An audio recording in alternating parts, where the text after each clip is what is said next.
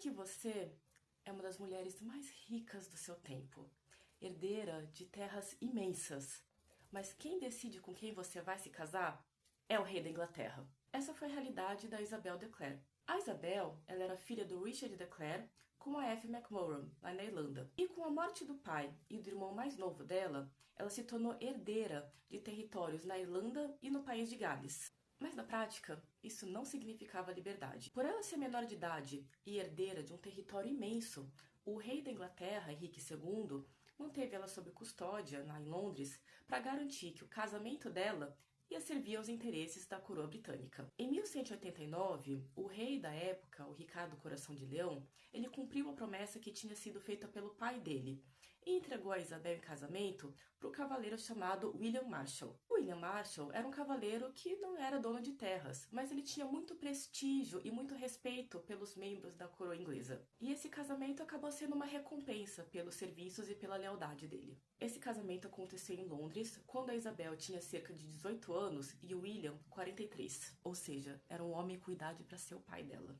Mas se engana quem acha que esse não foi um bom negócio para Isabel. Mesmo sendo um casamento arranjado, as fontes indicam que houve muita cooperação e afeto mútuo entre os dois. William respeitava muito a esposa e ele afirmava publicamente que tudo que ele tinha era por conta dela. Na Irlanda, eles fundaram uma cidade portuária chamada New Ross e reconstruíram o castelo de Kilkenny, que antes era uma fortaleza de madeira, e eles estruturaram para se tornar essa fortaleza de pedra.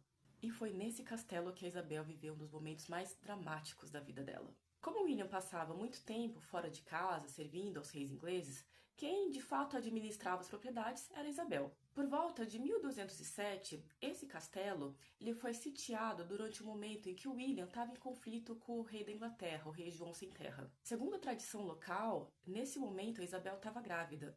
E mesmo assim ela não cedeu à pressão e conseguiu manter os cavaleiros leais à defesa do castelo. E dizem as crônicas da época que, mais tarde, quando William resolveu libertar os reféns inimigos, a Isabel ficou muito brava. Os dois tiveram 10 filhos, 5 homens e 5 mulheres. Quando William morreu, a Isabel continuou governando as terras deles, por direito próprio, como viúva, até a própria morte dela, um ano depois. Ou seja, ela não apenas herdou poder, mas ela contribuiu para expandir e fortalecer esse território, ajudando a consolidar o domínio anglo-normando na Irlanda. Mulheres inteligentes, corajosas, governando territórios, também encantam você? É exatamente esse tipo de protagonista que eu estou escrevendo. E se você ama história, romance e se sentir vivendo em outra época, siga esse perfil para descobrir mais histórias reais que parecem ficção.